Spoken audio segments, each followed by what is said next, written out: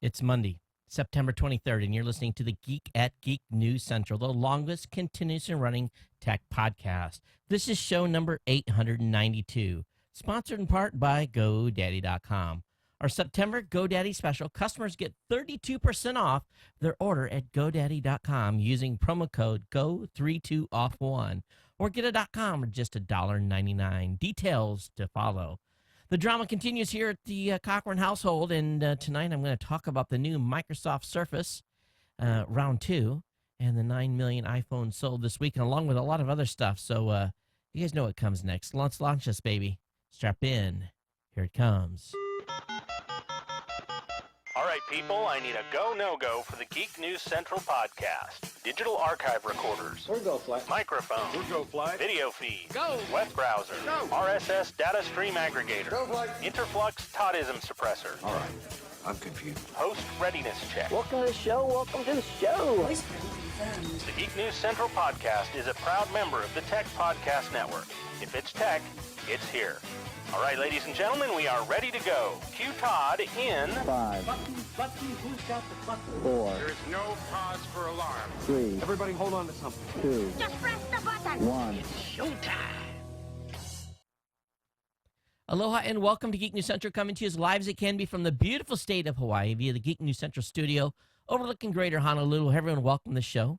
Thanks for being here, and all of you, of course, that are longtime subscribers to the Ohana, the family members of this show. Thanks for being here. Thanks for staying subscribed. If you're brand new to the show, we want to give you a warm welcome and a warm aloha. Thanks for checking the show out for the first time. Beautiful evening here in Hawaii, Ine. And just getting ready to, it's been a crazy kind of weekend and start to the week. Talk about that here in a few minutes. But if you're brand new to the show, which what we want to do is we want to make sure you get over to geeknewscentral.com. Check out all the great content on the website. The writers on the website do a terrific job of putting up great independent content. We don't do a lot of syndicating of stuff, so a lot of it's original on the website, so definitely get over and check it out. At the same time, you want to get subscribed to this show so that you don't miss a single episode. You can do that on two places, right in the subscribe link in the second column of the webpage, and get signed up for the newsletter as well. The newsletter guarantees that you will get a copy of the show notes delivered directly to your inbox immediately following the show. If you don't like getting emails, gncshow.com/892. Tonight's episode 892, 8 away from 900. So we're on the march. I tell you, pretty exciting here to be fast approaching 900. I'm going to have a little homework assignment a little later in the show for the listeners. We'll talk about that here in a few minutes. But hey, the most important thing is if you want to reach out to me, you can do so via Twitter at Geek News.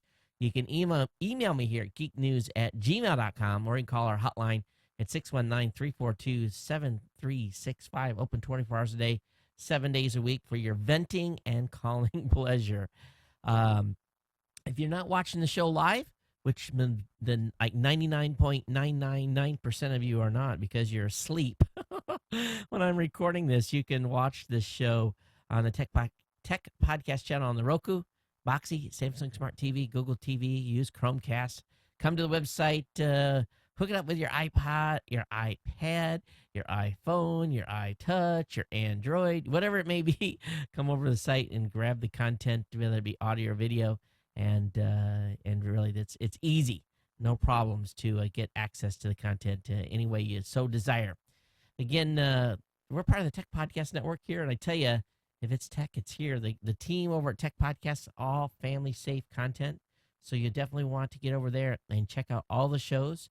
140 shows that are bringing you lots of tech content on a daily basis.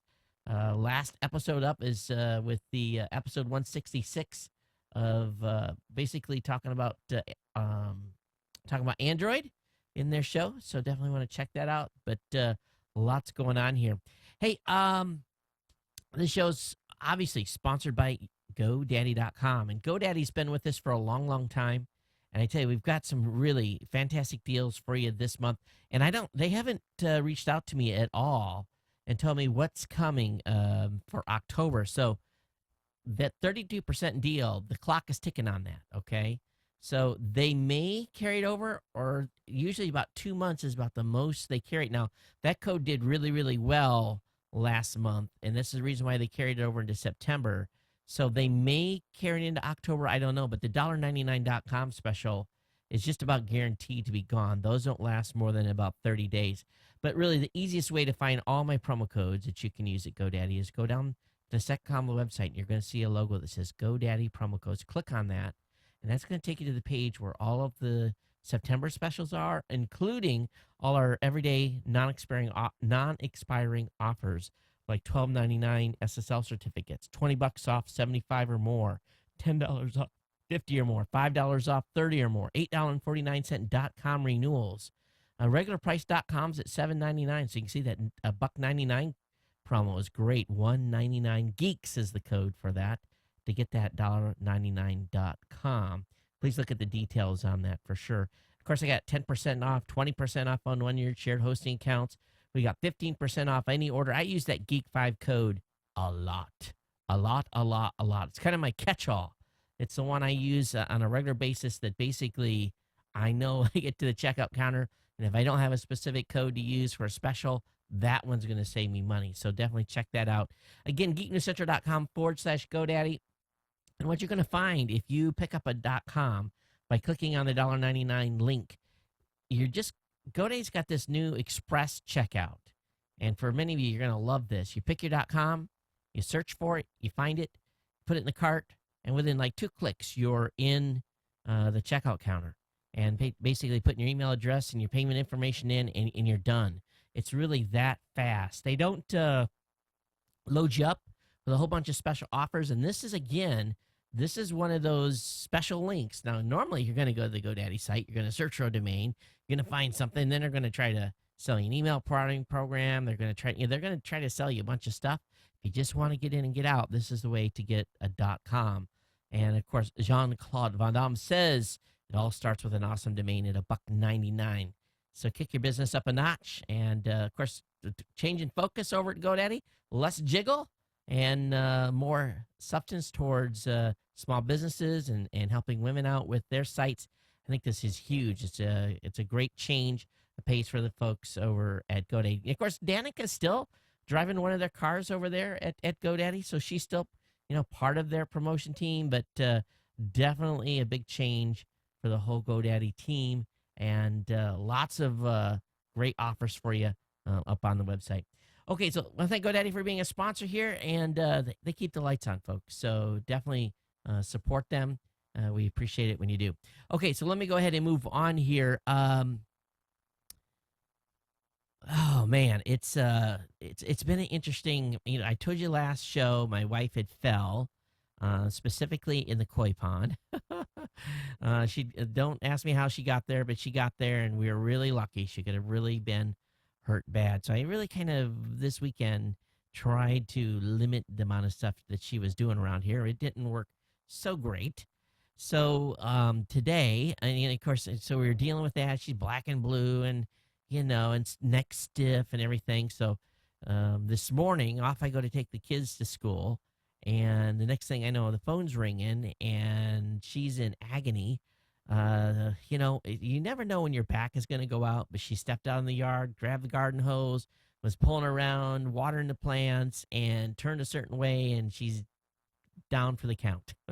So she got her tucked in bed and on ibuprofen and going to probably be there for the next 3 or 4 days. I feel so sorry for her. It's just like this boom, boom, boom. It's just one thing after another. I had told her, please, please, please take it easy, recoup from this last go around. And what can you do? So it's one of those things that happens, and I've had my back, knock on wood, has not been out for a while. Of course, I have some steel in my back from my accident in 2004 that kind of prevents some of that movement that normally would happen if you're, exercising it the wrong way. But long story short here, nothing will put you down harder than a tooth or a back. Hey, so I just want to let all our video viewers know that, and for those of you that are on the audio side, you're going to hear these trials and tribulations, but I've got my upgrade for the TriCaster, and immediately following this show, well, maybe not. Maybe tomorrow I'm going to do the upgrade. And it's a very huge change to the workflow. So, here I am, I've gotten the workflow down, but the basic stuff is going to stay the same. But we're going to be able to bring finally some really kind of cool features in that I'm going to try to employ in the show that'll actually take things really up another level when it comes to the video production stuff that I'll be able to handle here and program. And one of the cool things, I'm going to be able to actually program a macro so that if I move my hand a certain way or do a certain thing, it actually will trigger some function within the TriCaster. So you may see me on the audio show get more animated as time goes on. But this will be something to be a work in progress, and we'll kind of learn together. So, forgive me on the next show if things just don't go as smooth. They actually tell you that you should take 2 weeks. 2 weeks and learn the system before from the time you upgrade to the time you use it 2 weeks.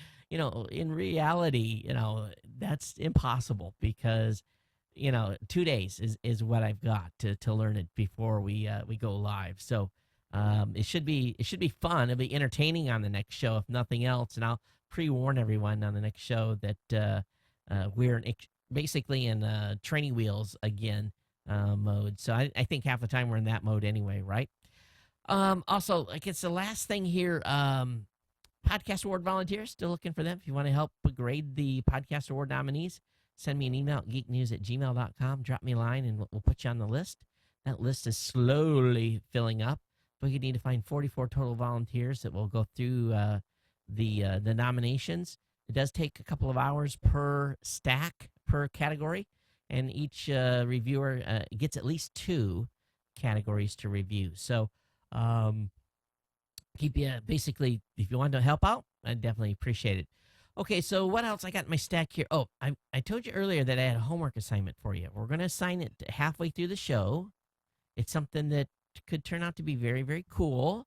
So I want you to listen as we get into the content, and I definitely want you to participate in this homework assignment. It's going to be kind of tied to our 900th show extravaganza that we're going to have. So definitely listen a little bit into the show, and I'll give you this homework assignment. And we're going to have a couple of these throughout the next couple of weeks. But this is probably the one that you can put together the quickest. But I'll definitely fill you in here in a few minutes when we get to that in the stack. So I guess that's it for what I've got in my just general list, which is good. So let's move on. I got a huge stack. A huge, huge, huge stack of stuff tonight. And it's just like the news has been on overdrive. And boy, oh boy, it's been crazy. Hey, I do want to remind you, we did the new media show this past Saturday. And we had Ray Ortega from the podcasterstudio.com. And we had Michael Russell from musiccreative.com on. And we just basically took some time and talked about taking your podcast to the next level.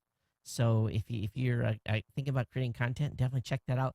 This show is exploding from a number of viewers and listeners. We are growing. I think we doubled the numbers from the previous show.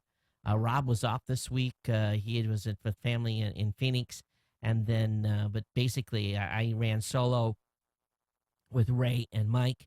And I think you guys, it was more of a kickback show than our other recent shows where we've been real heavy into talking with different vendors and talking with different network owners and so forth. But it was a great show, so hope you'll check it out. First thing up here, happy birthday to Android. Android's turned 5 years old, so happy birthday to Android. Today in 2008, Google executives stood on the stage and announced the much rumored T-Mobile G1, also known as HTC Dream. It was the first commercial product to run a new Linux-based operating system called Android, and I think all of us know it's turned out pretty doggone good. So look how far we've come in 5 years with Android. It's pretty incredible. It really, really is. But today's big news, obviously, was Microsoft and making their announcement on the Surface 2. And you guys know I've got a Surface. As a matter of fact, it's right behind me up against the wall, where a lot of times gadgets I don't use very often go. And, of course, I've got a Surface RT. And in my opinion, that was probably number one or number two worst purchase decision I have made in many, many years. It doesn't get a lot of use. It really doesn't. And I'm not at all impressed with version 1. And based on today's announcements, sorry, I am not impressed with Surface 2, specifically the tablet version. You know, what's the definition of insanity? Trying the same thing several times, expecting a different outcome? You know, Microsoft's finest minds are in need of some, some medical care, specifically psychological. Have they not realized that they've got, what, $900 million worth of Surface RT, a Surface product in the warehouses? Rotting? So as today, Microsoft's second Windows RT running slate, their Surface chief, Panos Panay, opened his remarks by saying that Surface 2 is not subtle, but is a revamp. It's not the simple changes everyone wants, but it's the changes people need. So what did they do? The changes were making the device thinner, faster, giving it a full HD display. Now, that's criticisms that a few people have leveled. But RT was the simple fact that it was a piece of crap.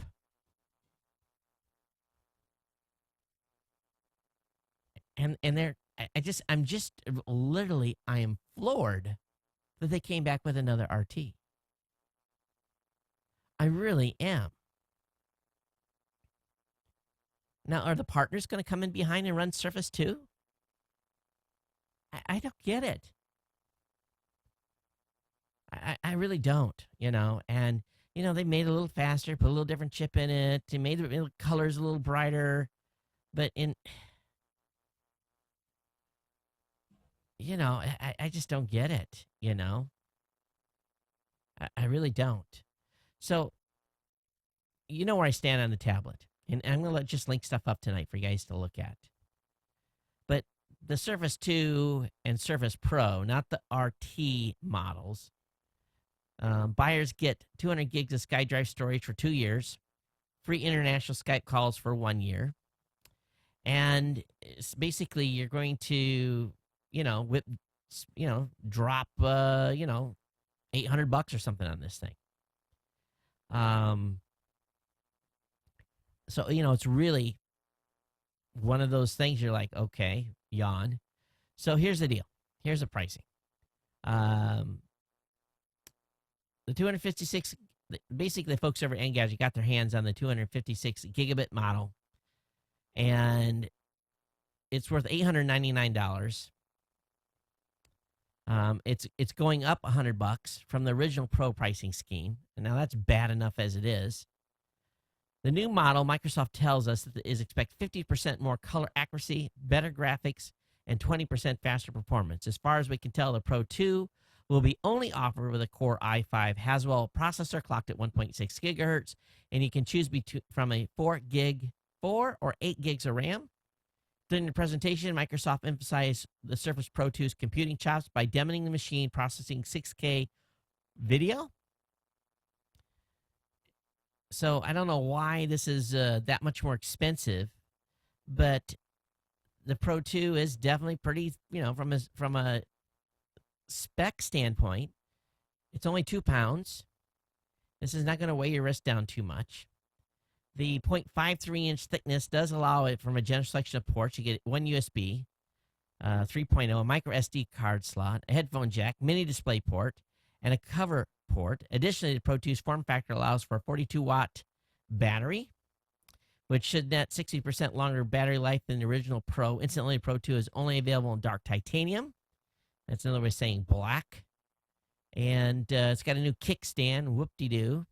But one thing that they did was showed it being used with a desktop dock, which supports up to, check this out, a 38 by 40 by 2160 resolution on an external display.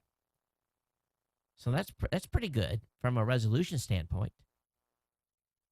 So maybe the Pro will be the tablet to buy. I don't know. 256 gigs is not that much storage, in my opinion. but they do give you that 200 gigs of SkyDrive space, I guess, if you want to dump stuff over there, which really takes you to about a 456 gig hard drive size in the unit.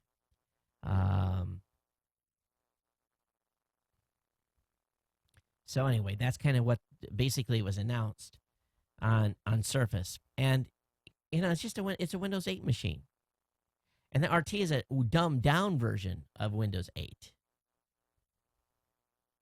Now, there's a music kit that significantly improves keyboard covers and a 4K ready docking station. A music kit. Okay. So I guess that's something that they think they're going to attract. But a lot of sites, Ars Tech, Engadget, Gizmodo, they all got rundown pages. I'll link to all those. You can go into the dirty details if you want to, much deeper. But I would just be straight up. I just don't think it's gonna go that well. Hey, want to say hello to Chef Solid for coming up into the chat room. Thanks for coming in. Oh, he's from the UK. Very cool. Absolutely. Thanks for tuning in. Okay. He was saying there's a big freeze. Are we still live? Are we live?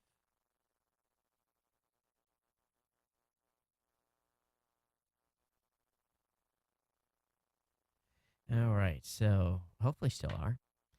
But on the other hand, let's talk about Apple. And as much as I'm naysaying the iOS, after 3 days of using it, it's not bothering me as much. I just don't look at it. And I use it, and some of the stuff is quirky, and to me, it's almost like it's just a thing now. I've gotten over the initial kind of puke factor of the design, and now I'm just using the phone. And it's still, there's so many advantages to Android of the multitasking, the quad core processing, all the stuff that you can do on the Android phones that you still can't do on many cases with the iPhone, with the new iOS, with iOS, with the redesigned iOS 7. So anyway, long story short here, but Apple has announced it sold a record-breaking 9 million iPhones, iPhone 5s and iPhone 5C models just 3 days after the launch of the new iPhones. In addition, more than 200 million iOS devices are now running the completely redesigned iOS 7, making the fastest software upgrade in history. Both iPhone 5 and iPhone 5C are available in the U.S., Australia, Canada, China, France, Germany, Hong Kong, Japan, Puerto Rico, Singapore, and the UK. Demand for the 5S has exceeded the initial supply, and many online orders are scheduled to be shipped in the coming weeks. Tim Cook is saying this is the best iPhone launch yet. Apple stock is up. And gold. Gold was the color to be had. No one wanted silver. Everyone wanted a gold iPhone. And some joker put a gold iPhone up on eBay and auctioned it for $10,000. I think one of these years I'm just going to do that. I'm going to go stand in line. I'm going to get one, and I'm just going to go put it on eBay and see what I get for it. But he can take that $10,000 and he can buy all his family a phone or two or three or four. So, and pay for a few years worth of service as well. But, of course, every person that buys an iPhone 5S or 5C in Apple retail store will be offered free personal setup, helping them customize their phone by sending up email, showing the new apps in the App Store, and more. But, so everyone's raving about the camera and the slow motion stuff. So I'll have all that linked up for you tonight to check out all the samples that are out there, so you can take a quick view. But over at dkurt.is, Dustin Curtis wrote some things here about the 5S that I hadn't seen anyone else talk about. He says, iPhone 5S is a minor update to iPhone, but feels surprisingly significant after a couple of days of use. Number one, the outer part of the new home button is exactly the same size as the phone app and passcode keypad number circles in iOS 7, which are in turn also identical in size the holes in the back of the new iPhone 5C rubber case. Number two, the inner part of the home button is exactly the same size as the circle template for icons, minus the exact size of the button chamfer. That is, you need two widths of chamfered borders plus the icon circle to be precisely the same size So not a big deal. So it's the circles are the same. The Microsoft hole on the back of the phone is now a perfect circle instead of oval. The iPhone text on the back of the iPhone is now myriad light. That's a font. The glass on the front and the back of the space gray 5S is a far blacker than the black iPhone 5. It's almost pitch black, making the iPhone 5S glass look more of a dark gray in comparison. The metal edge casing and chamfers around the screen are much lighter and more of a gray color than on the back.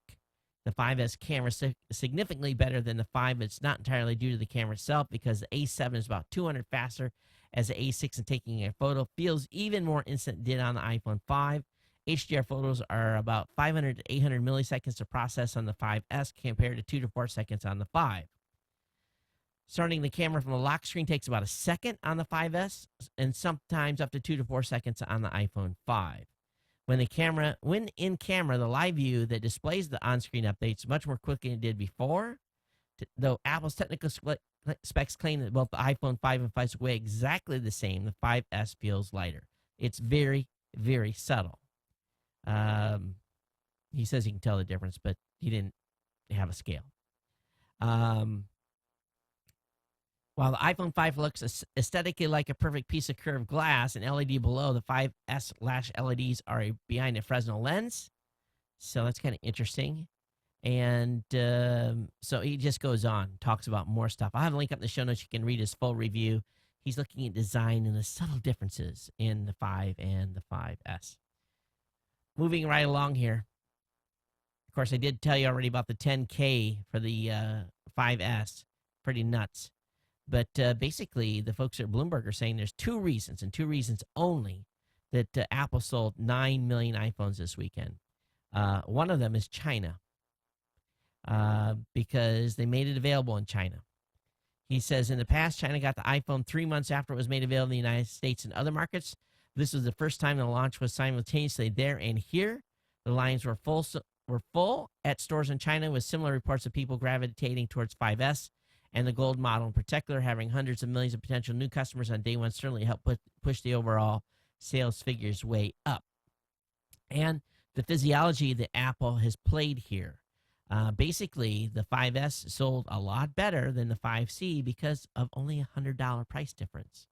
So people say, hey, I spend $100, I get the good one, right? Instead of the junk one. I mean, really, it's not a junk one. It's a great phone. But for $100, most people are going to say, "Oh, just get the best one." So that's why they sold more, like 3.2 to 1. I think was the number that they said was what the delta was. iTunes Radio snags 11 million users. I haven't even tried it yet. And Pandora today was down 10%, which is bad news. This may kill Pandora or some of these other streaming services, but iTunes Radio already picked up 11 million users for the people that upgrade and so forth. So I haven't tried it, but it's only available in the United States, obviously. Okay, so that's enough on Microsoft and Apple. And like a knucklehead tonight, I did not grab a glass of water. That's a bad, bad, bad thing here. I'm going to reduce the little logo that's on the... you see how I did that, folks? Did that right on the fly. I reduced the size of the GNC thing. Okay, so moving on to some privacy stuff. A new California law will let minors digitally erase their online past. We know earlier this year that Google's Eric Schmidt suggested that the internet should have a delete button for individuals that want to remove troubling information from the web. And thanks to a new law, minors in California will get that chance. SFGate reports that California Governor Jerry Brown signed a new law today that requires internet companies to pull down online activity from the services should a minor make the request. While this law is a step forward, it has more than a few loopholes. Companies won't need to remove any data from the servers. They need to just take it offline. It only covers photos, data, or other online activity that's generated by the requesting individual themselves. Minors won't be able to force companies to put information posted or reposted by others. It's scheduled to go in effect in 2015. So this is kind of one of those feel-good bills. Next article is kind of switching gears here quite a bit, and I should have had a couple of these stacked together a little better. So my apologies for not staying on the security/privacy front, but I'm going to change, and we're going to go a different direction here real quick. You know, the iPhone has already been, they've already been able to hack the fingerprint dealio, where you basically stick your finger on and it unlocks the phone. They were able to use a 3D printer to make a fingerprint and fake the iPhone 5 into unlocking. So there's a lot of people out there saying, what's the best way to basically get some sort of a foolproof security system? And they've come up with something that's basically a wristband that you wear. It's a little wristband that will trace your passwords with your heartbeat. Now, the question I want to know is, how does it know that it's my heart's beating versus someone else's? Well, they say that every person's heartbeat is just a little bit different than someone else's.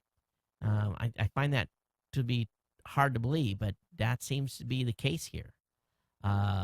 So they're going to be using this little wristband as like an NFC ring, and they're using near-field communication technology to do away with passwords. So it's tied to your boom, boom, boom, boom. So kind of a cool thing here. We talked a little bit this on a previous show, but there's a lot more details. And in this article on Wired, there's actually a demo video for you to check out. All right, Verizon. Boy, I tell you, a lot of people are sweating bullets over this Verizon and what they're doing with some of their recent lawsuits when it comes to fair use and net neutrality. And the folks over InfoWorld, specifically Paul Venzia, is talking about what if Verizon succeeds in killing the internet. He goes on to say, poor Verizon, its free speech is being violated by laws and competition. Well, won't someone think of the children? So here's what's going on. Verizon is now claiming in its court proceedings, it has free speech. Now listen to this. Verizon is claiming it has free speech rights to limit and block content flowing from the internet to its customers. So they have the right. They're saying they have the right to block what you and I want to see.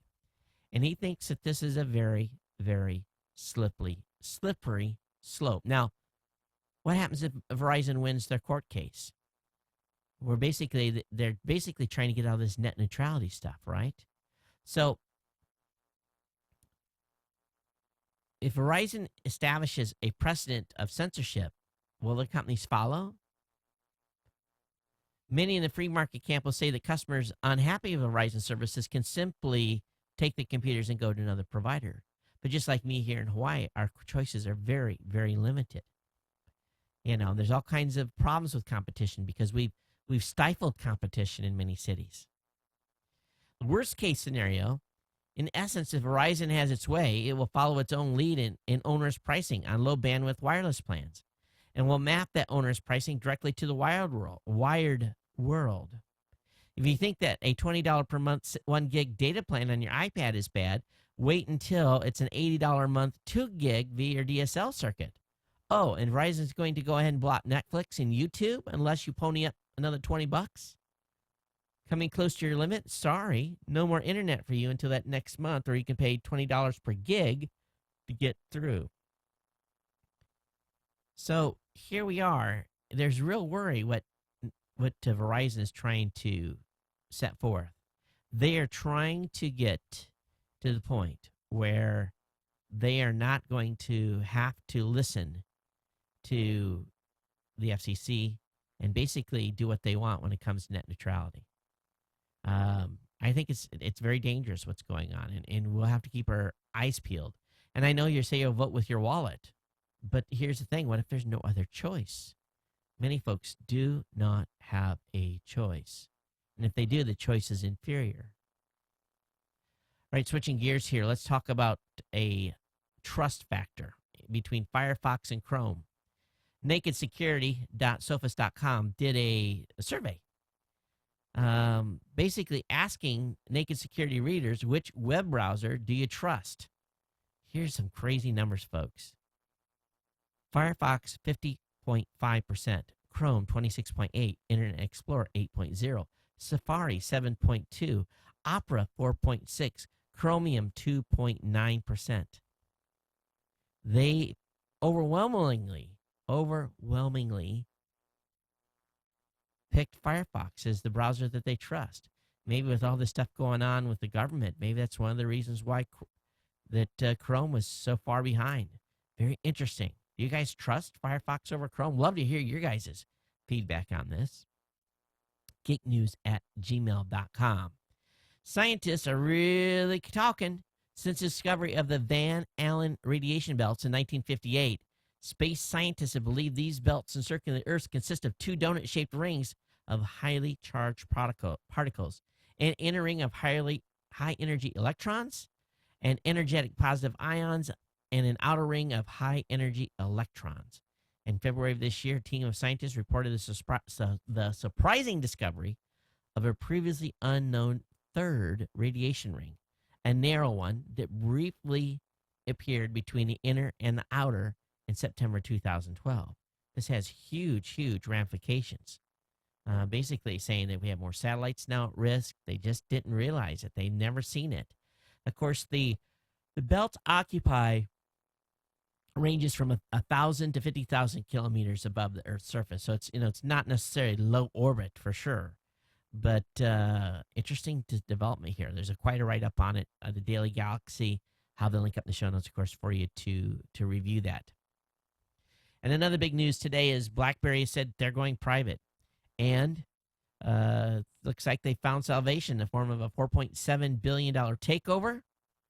So this is kind of an interesting deal. Under the proposed deal, which will close after due diligence and regulatory approvals, a group of buyers led by Fairfax Financial Holdings Limited will become BlackBerry's new dad. Now, Fairfax Financial Holdings was one of the few investment firms that basically saw what was going on in the stock market in 2008 and got rid of a bunch of holdings and shorted a bunch of stuff. They made a huge bunch of cash. I can't think of the guy's name that runs the company. But this guy's a pretty sharp cookie. And I think he's originally from India. He's been in the United States a long time, but he's really smart. And it's an interesting move here to buy BlackBerry. I think we all thought it was on life support and probably headed for, the afterlife. We didn't. I don't think many of us expected BlackBerry to totally survive. But $4.7 billion takeover. Interesting buy here. We'll see where this leads down the road. But if I was a stockholder, I'd be like, yahoo! Of course, their stock has gotten beat up quite a bit over the last few years, obviously. How many of you were on Twitter this weekend and basically kept getting a little indication that you had tried to download something via BitTorrent? Well, an unusual event involving Twitter over the weekend had website users scratching their head when while visiting websites with the regular tweet button installed. Users were instead offered a torrent file to download. No word from Twitter on what was going on there, but Twitter does use some internal torrent technology to basically load balance their servers and so forth. So they ran into some problems there, but I didn't see that, but a lot of people did, and some people actually got to see what was in that torrent was actually some code. So kind of an interesting development over the weekend, but anyway, just an oh by the way. Finally, a torrent site owner is going to protest his domain seizure in court. Most of the torrent owners prefer to operate in the background and using assumed names and hiding behind companies in exotic locations. The operator of H33T has decided to break with this tradition and attempt to get his seized domain back. He plans to testify against Universal Music Group, who he says lied in the court order to take H33T offline. So basically, he can say, hey, I'm going to go on. I'm going to talk my case. And I believe, that we'd be willing to, basically saying that if they send him takedown notices, he'd be happy to take stuff down, but he wants a little revenue share. Not revenue share. He wants them to kick in some money to support that. That's a big undertaking, he says. And this guy's going to come out and he's basically, his identity's not hidden at all. And H33T has been one of the most pro-sharing communities, and the site owner sees himself as a front runner in the battle against an old and outdated industry. He says the enemy is not a person. There's no hive mind conspiring against us to repress us in some Orwellian nightmare, he said. The enemy is a dinosaur, which might have had, the enemy is a dinosaur system, which might have been good enough to manage an analog industry of vinyl records and VHS tapes. But the internet has taught us anything. It is that the digital revolution is full of surprises and opportunities. The last thing we need is an outdated system and laws getting in the way, holding us back from basically doing what we do best, being social, making friends, and improving ourselves by learning and developing new tools. He believes that the law is on his side and the DMC doesn't apply. In Europe, where there's clearly no defined notices on takedown procedures over this type of stuff, so we'll see where this leads. So I wish him luck in his quest to beat Universal Music Group. They continue to be a multi-billion-dollar industry, and they will fight with those big dollar signs all the way. Sadly, how much do you think Google spent on data centers? Well, here's the answer. Google has invested more than $21 billion in its internet infrastructure since the company began building its own custom data centers in 2006. And they're doing all kinds of capital improvements on a bunch of data centers they've already got. Pretty incredible number. It really, really is. Oh, I just remember the guy's name. His name's Prem Wasta. He's the guy that is behind the Fairfax Financial. So, anyway, that just remembered that guy's name. So anyway, Googling, lots of information on there. Hey, there's over on What We Watch at whatwewatch.mediameter.org. A new project of the MIT Center for Civic Media visualizes the way popular YouTube videos spread around the globe. The site's map lists the 10 most popular videos in dozens of countries and then goes on to show where else in the world people have a similar taste in YouTube. They say that the results are often very surprising. Who would have guessed, for example, that YouTube viewing habits in the United States are more similar to what people are watching in the Netherlands than in the UK or even in Canada? And who knew that India's YouTube viewing is most closely related to Saudi Arabia? It's kind of interesting conclusions there. But anyway, link will be up in the show notes. And if you want to check it out, What We Watch, it's kind of fun to play around with the site a little bit. It's all open. You can go in there and check it out. So please do.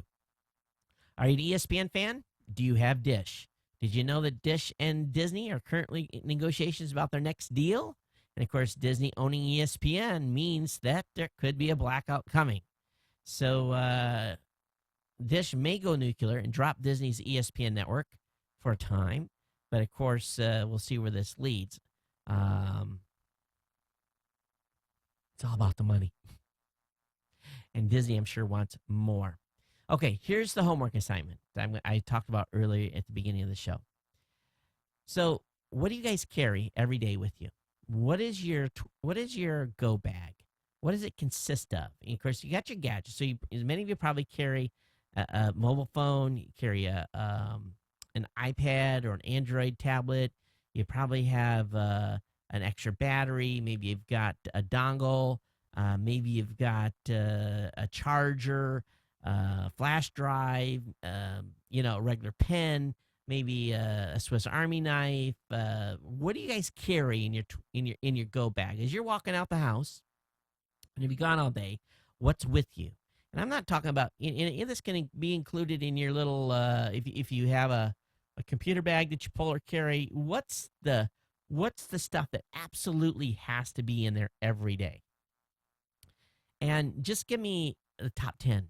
Top 10 things. Send them to geeknews@gmail.com and put in there the go bag. That's the subject I want you to put, the go bag. What's your daily go bag? And list the top 10 things that you have in there. And if you want to list more, that's fine. And what I'm going to do is I'm going to take all this data that you guys are going to submit me, and you're going to go in the pool for a prize on the 900 show. But at the same time, I'm just going to build some data sets, and then we'll share that on show 900. So tell me what you put in your go bag, okay? And the top 10 things. And it can be cash, it could be coins, it could be keys. If you carry nothing, but whatever you carry, I'd love to hear what your go bag is. And write that as a subject line. Send that to me. And I'm not talking about a trip. I'm just talking about going to work, okay? Or going across town. You're kind of the stuff you don't want to leave the home without. buds, whatever it may be. So drop me a line, geeknews@gmail.com, and I'll compile it all up. And everyone that submits one will go in the stack for the prize on their 900th show. All right, U.S. judge boosts Google fair use defense of digital books. This is a big win for them. Federal judge on Monday appeared to favor Google's legal defense of its digital book project, which could imperil efforts by authors seeking to block it. Basically, the judge is basically saying, hey, you're making snippets available via search engines. You're never given the full context of the book. You're not, you can't get, people don't have access to all 600 pages, but they may have access to like 5. And Google's basically saying, hey, this is fair use. We're giving people access to resources, and the judge is kind of bought up on this. So we'll see where this leads. Also, the government is always very efficient. Supreme Court is having challenges. People that are trying to access information at the Supreme Court are having challenges because many of the opinions that have been laid down by the court have included citations to websites, articles. They're all over the web. And a lot of that stuff is now going into link rot. So half of all the court's web citations have succumbed to link rot. Here we got the Supreme Court of the United States that's, basically making monumentous decisions. In their notes on the decision, they're making citations to websites that the content's no longer available. So you don't have this background information to use to determine how the judges made their decision. So this has become such an issue that schools and a variety of different folks are starting to cache all this data because it's not going to be available forever. So the Supreme Court is often to blame here because they outlink. They don't store anything locally. So you can see where if you're a lawyer or trying to do legal work or basically looking for precedents in a case and getting the mindset of how the judges made a decision, they can't do it. So this is it's a pretty serious issue that's being looked at. This is an article over at The Verge. I'll have the link up in the show notes. Any of you that are big hardcore space fans, you're going to want to read this article over on Wired talking about the end of Apollo in 1968. And this is a great write-up. It gives you a little history lesson, talks about what happened during that space program and what the scientists wanted and what they got and what they didn't get. The link will be up in the show notes at gncshownotes.com. The NSA is complaining that it has to spend time closing leaks rather than spying on everyone. Interesting. I guess someone's complaining over there. I don't think very many people have very much sympathy. Do you guys think? I'll have the link up in the show notes for you to check out. And also, in a very troubling, very, very troubling decision, the war on journalism isn't coming from just the federal government. Over in Illinois, a judge has fined Joseph Hosey, an editor for the AOL-owned hyperlocal news site Patch, $1,000 plus court costs plus $300 a day for refusing to reveal his sources on a certain story. He's appealing that, but he doesn't feel like he's being protected underneath journalism shield laws. And Illinois does not have a shield law. And Patch is appealing this, but $300 a day for not revealing a source. I wonder what there's some source links here that talks about a little more detail, but I have the link up in the show notes, obviously. Now, if you are a utility, a big city utility, and you have an IT department, very large IT department, do you think you would tell them if they were considering outsourcing your job? Northwest Utility has told its IT, yes, its IT employees, the ones that control all the computers, all the data and everything, that it's considering outsourcing IT work to an India-based offshore firm, putting as many as 400 IT jobs at risk. The company is saying a final decision has not been made, but Connecticut State Representative and House Majority Leader Joe, Arismakovic, who is trying to prevent or limit outsourcing moves, said it may be a done deal. NU may be prompting its best IT employees to head to the exits. It also creates IT security risks from upset workers. Why would they ever do this?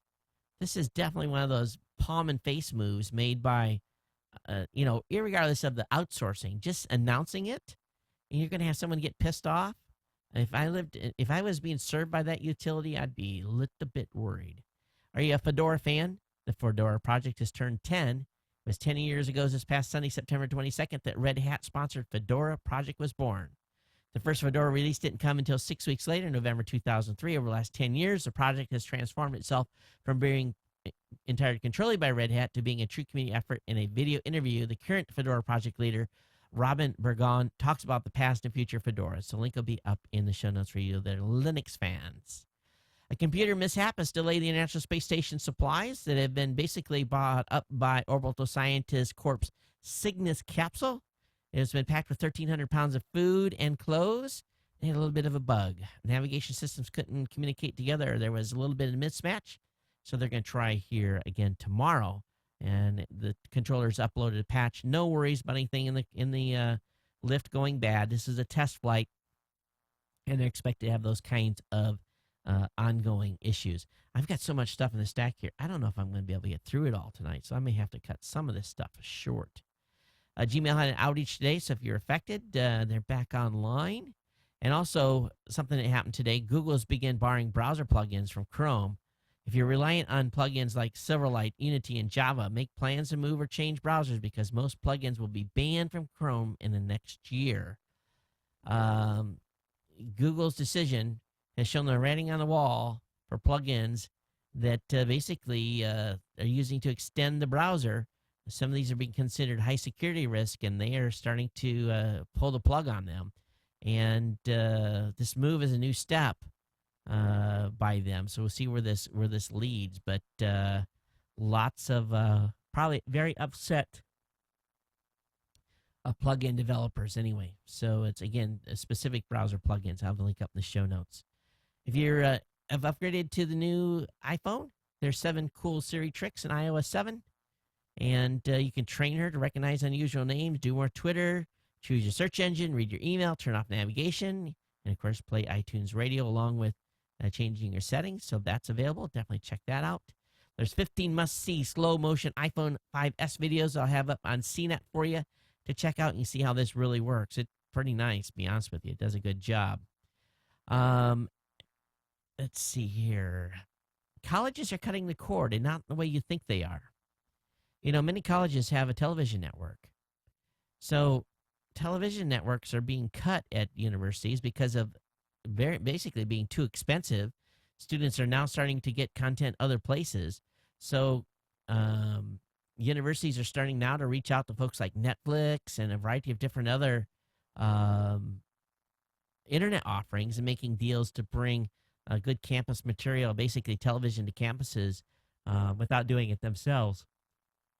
I didn't realize that most campuses ran a full, I guess you got your television service while you're in school from them.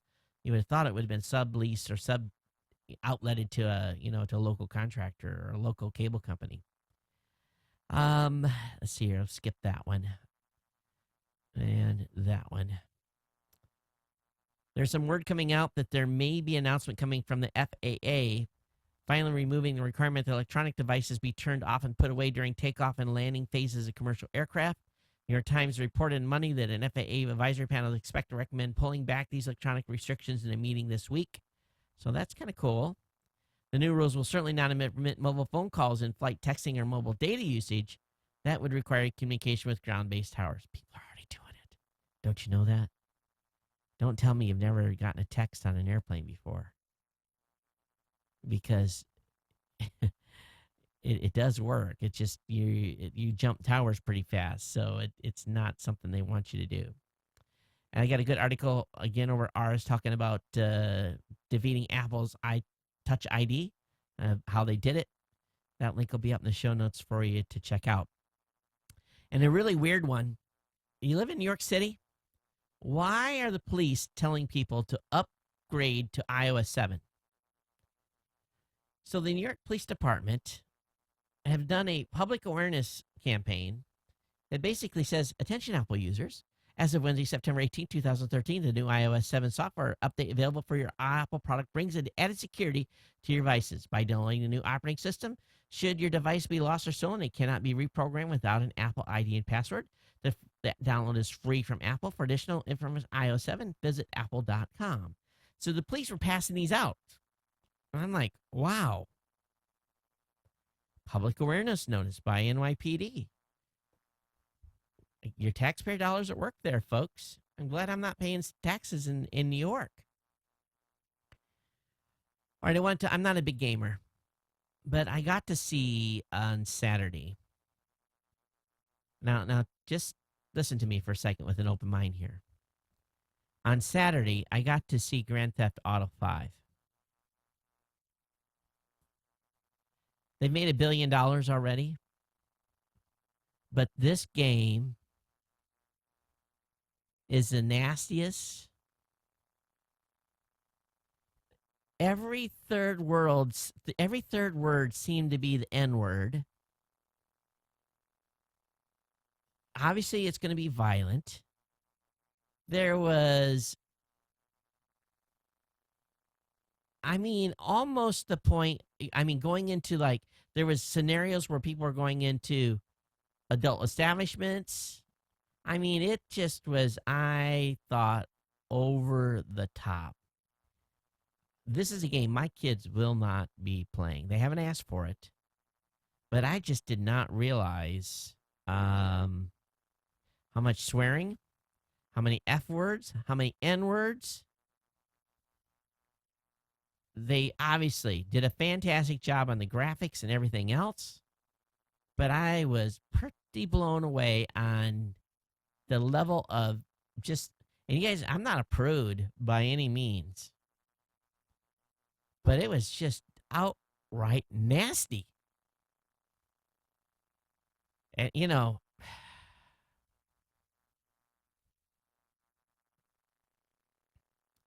take it for what it's worth. Parents, I'm not recommending this game for anyone under the age of 18. I guess maybe it's probably that way in the store. I would imagine it's got some restrictions. I can't imagine it not. And again, I'm not a big gamer. Maybe this is commonplace, but I was like, whoa, was shocked. I really, really was. Switching topics here. A year-long investigation by New York prosecutors has found 19 local businesses guilty of faking reviews on sites such as Google and Yelp, a practice that has now earned those folks a $350,000 fines and penalties. It's part of an operation called Clean Turf. Investigators from the Office of New York Attorney General posed as yogurt shop owners from Brooklyn and asked leading search engine optimization companies for help in improving their presence online. And what they found was pretty incredible. $350K in fines. Twitter today unveiled a comprehensive partnership with CBS for its in-stream video program called Amplify. So when CBS tweets something now, they'll be able to provide a little video clip with it. They promise not to include any spoilers. I guess this is going to be part of Twitter's deal to woo TV networks. LinkedIn. And if you're looking for a job, LinkedIn is the place to go. LinkedIn is now pushing in-stream promoted job ads. So I'm going to tell you, this is the place to go. List, basically, if you're looking for a job and if you're looking for people to hire. It's really great. It really, really is. And I think it works better than many of the other dedicated sites out there. I guess Apple 6.0, Apple TV 6.0, had some issues. They pulled the software release back. My Apple TV upgraded without any issues, but I guess some Apple TVs got bricked. But there's a new version available now, build number 11A502. So you definitely want to upgrade if you have the 11A470E version on your machine. You want to get that update. Apparently, a lot of people had trouble with the Apple TV update. And have you noticed that Google's replaced the dictionary? There's a new thing. Google has a handy tool now where you can, if you do a down arrow in their search results, it brings up all kinds of stuff about the word you're looking up. So I thought that was kind of cool. It gives you a lot more detail than it used to. So definitely check it out. not surprisingly, the RIAA is trying to get the kids early. The content industry is designing anti-piracy lesson plans for kids. The folks at Gizmodo have put up the video, and when you see it, just shake your head. This is one of the things they want to show our kids in school to keep them from doing copyright violations. Oh, also, if you want to get the iTunes radio in your car, you better buy a Nissan, because that's who they're rolling out with iTunes radio for, is in the Nissan. I don't think they're going to get in the Ford Sync very easy. Maybe they will. I don't know. And, of course, the Emmy Awards was yesterday. House of Cards took some awards away. And congratulations to them and Netflix. And nice to see a new model can happen. And we'll see how many years is it going to be before a podcast is going to win an Emmy. And all those of you that are interested in constitutional law, you may know that countries frequently amend or draft constitution, but they can't always find example constitution to work from. So Google has put up a site called Constitute. That's a tool for creating and comparing government constitution links. So this is pretty cool. Link will be in the show notes for that. So if you want to see what rights another country has, you can go look it up on there. Final article tonight is from Wired. Are you a motorcycle rider? Well, there's a wearable airbag for motorcyclists. And this is pretty cool. This is the latest D-Air racing suit. So takes from things that were developed in 2007 and builds on that. But kind of an interesting an airbag for a motorcyclist. I wonder how much it costs. Does it show? They don't. They don't talk how much it costs, but basically tries to protect the extremities a little bit, and your neck and your shoulders and so forth. So link will be up in the show notes on that. All right, that wraps me up for all the tech content tonight. Let's see what we've got in email. I don't know how much email came in. And as always, you guys can email me here, geeknews@gmail.com. The email, obviously, will put you in the stack for you to be read back later. Let me look at the date. The last show was on the 19th. And not that one. Got an email from JP. He says, Todd, ugh, the music industry is still at it. And basically talking about Vimeo and their copyright claims and where the judge denied safe harbor. Now, there's two sides to this. They kind of got some things going for them and some things not. We talked a little bit about it on the last show, but I'll put JP's link up in the show notes. So, wow, not very much email at all. You guys don't love me no more. geeknews@gmail.com is the email address. And, of course, we're going to get a bunch of stuff in from you guys giving me your gear pack outs and what you take with you every day when you leave for the office. Hey, don't forget, you become an insider here and support the show at as low as 6.7 cents a day by going to geeknewscentral.com/insider. We want to thank our sponsor, GoDaddy.com. Of course, get your 32% off by using the promo code GO32OFF1, or get your $1.99.com by using the promo code 199geeks. It's been my pleasure to bring you a show today. We'll be back with you on Thursday for another edition of Geek News Central. And I got to go tend to my wife, make sure she gets healthy. But otherwise, thank you all for being here. We appreciate you being part of the audience. And those that stayed up late and watched the live show, thanks for being here and watching live. It's greatly appreciated. And again, send me your comments. Tweet me if you want at Geek News as well. Until next time, we'll see you next time. Everyone. Take care. Aloha.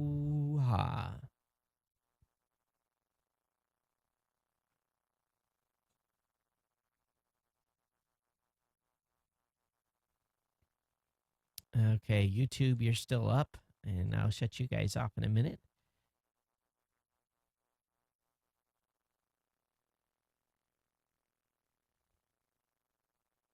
All right. That's cool. I didn't know about those airbag suits for the motorcycle riders. Thanks for sharing with that, Chef. Appreciate it. Okay, that's a wrap, and we're going to punch on out of here. So for those of you that have been watching on YouTube, thanks for being here. If you weren't in the chat room, join us in the chat room next time, because I see the little counter. I know you're here. All right, everyone, take care. We'll see you next time. Bye-bye.